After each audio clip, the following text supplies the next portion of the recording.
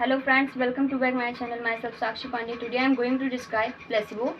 That what is placebo, what is definition of placebo, what is form of placebo, and what is utility or use of placebo. Then firstly we will know what is definition of placebo. Then Stuart Cloth says that this placebo is the second best remedy in organon of medicine in materia medica. हमारे materia medica में ये second best remedy होती है placebo, जिसको placebo बोलते हैं, जिसके पास इसकी कोई मेडिसिनल प्रॉपर्टी नहीं होती है, अनमेडिकेटेड सब्सटेंस कहा जाता है. तो इसका जो सिनोनिम होता है, इसको it is also known as निविलिनम, फाइटम, रूब्रम, लैक्टोपेन.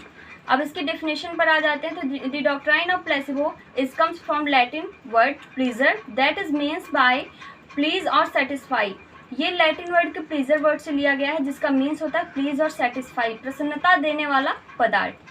तो when a physician does not administer any medicine, जब कोई फिजिशियन कोई होम्योपैथिक मेडिसिन एडमिनिस्टर नहीं करना चाहता, किसी दवा के केस को डिस्टर्ब ना करते हुए या फिर और एज वेल एज कुछ भी, तो वो उसके बीच में जो सब्सटेंस देता है उसके पास कोई मेडिसिनल प्रॉपर्टी नहीं होती उस सब्सटेंस के पास, तो उसी अनमेडिकेटेड सब्सटेंस को हम लोग प्लेसिबो बोलेंगे, जो कि हमारे होम्योपैथी में दी जाती है. तो अब आते हैं इसके फॉर्म के बारे में. इसके डिफरेंट फॉर्म्स कौन कौन से होते हैं. तो ये डिफरेंट फॉर्म में इसके 2 फॉर्म होते हैं, सॉलिड एंड लिक्विड. तो सॉलिड में जैसे आ जाता है sugar of milk, globule, tablet, ETC.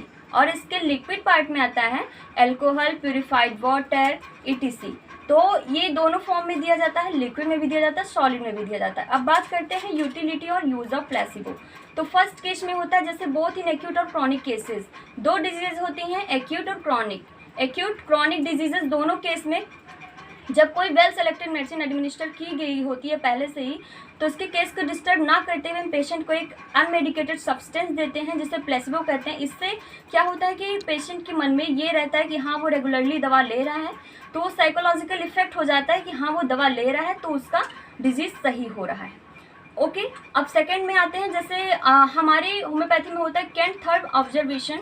Kent का थर्ड ऑब्जर्वेशन है दैट अगर कोई हमारे अंदर कोई नेचुरल डिजीज़ है तो उसको हटाने के लिए हम उसमें कोई आर्टिफिशियल डिजीज़ पहले प्रोड्यूस करवाएंगे. जैसे ही आर्टिफिशियल डिजीज़ प्रोड्यूस होगी अंदर, तो वो जो सिम्टम पहले से रहेंगे वो सिम्टम बढ़ जाएंगे. तो अगर कोई फिजिशियन है, अगर कोई पेशेंट आता है, डॉक्टर को रशेस करता है कि हाँ वो उसका वो सिम्टम और भी अग्रावेट हो गया दवा लेने की वजह से, तो जो फिजिशियन रहेगा वो अच्छे से ये डिस्टिंग्विश कर ले जाएगा कि हाँ ये कौन सी रेमेडी है, ये कौन सा प्रॉब्लम है जिसकी वजह से इसका प्रॉब्लम अग्रावेट हो रहा है. तो वो अच्छे से फिर उसके बीच में वो उसको प्लेसिबो देगा. जैसे 2 to 3 वीक्स के लिए वो उसको देगा अनमेडिकेटेड सब्सटेंस, जिसको प्लेसिबो बोलेंगे. वो कुछ भी हो सकता है, sugar of milk, purified water, alcohol, कुछ भी दे सकता है.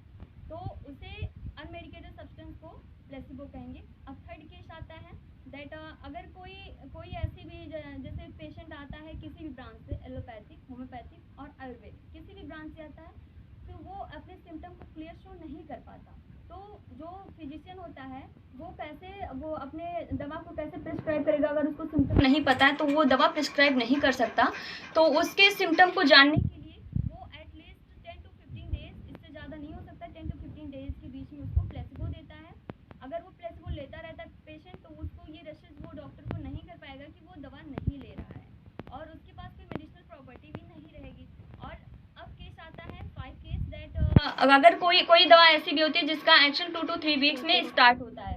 तो जब 2 to 3 वीक्स में स्टार्ट होगा उसका एक्शन, तो उसके बीच में अगर वो ज़्यादा लॉन्ग पीरियड हो जाएगा तो पेशेंट को ये लगेगा कि वो दवा नहीं ले रहा है. तो उस 2 to 3 वीक्स के बीच में हम उसको देंगे एक अनमेडिकेटेड सब्सटेंस देंगे कि जिससे उसकी वो डिजीज़ ठीक भी होती रहे और उसके मन में साइकोलॉजिकल इफेक्ट भी होता रहे कि हाँ वो दवा ले रहा है. उसके बाद आता है जैसे कोई पेशेंट ऐसे रहते हैं जिसके पास इमेजिनरी इलनेस होता है कि हाँ वो उसके अंदर ये डिजीज़ है, उसके अंदर ये इमेजिन वो करता है कि वो उसके अंदर ये डिजीज़ है. तो उसके बीच में जो उसको अनमेडिकेटेड सब्सटेंस दिया जाएगा उसे बोलेंगे प्लेसिबो. अब आता है एकदम लास्ट केस दैट अगर कोई फिजिशियन अच्छे से सिम्टम को क्लियर शो नहीं कर पा रहा है, वो जान नहीं पा रहा है दैट उसको कौन सी मेडिसिन प्रिस्क्राइब करनी है, तो वो उस केस को स्टडी करने के लिए भी वो टाइम ले सकता है. इसे बोलते हैं प्लेसिबो. तो आज मैंने आपको बताया प्लेसिबो क्या होता है, इसके डिफरेंट फॉर्म्स क्या होते हैं, इसकी यूज़ और यूटिलिटी क्या होती है, इसके सिनोनिम्स क्या होते हैं. आई होप आपको ज़रूर अच्छा लगा होगा. समझ में आ गया होगा।